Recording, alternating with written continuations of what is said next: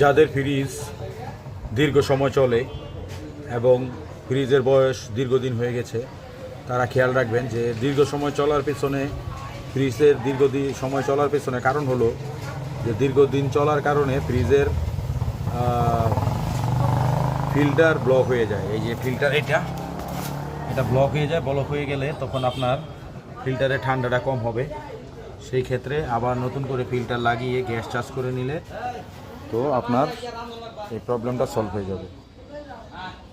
আর একটা সাজেশন দিব, যারা ফ্রিজ খুললে ফ্রিজের দরজা এভাবে পিছন দিকে চলে যায়, তাদের জন্য বলবো যে ফ্রিজের দরজা পিছন দিকে চলে গেলে এই দরজা যাতে করে ধপাস করে লেগে যায়, ফ্রিজটাকে একটু পিছন দিকে হেলিয়ে রাখবেন।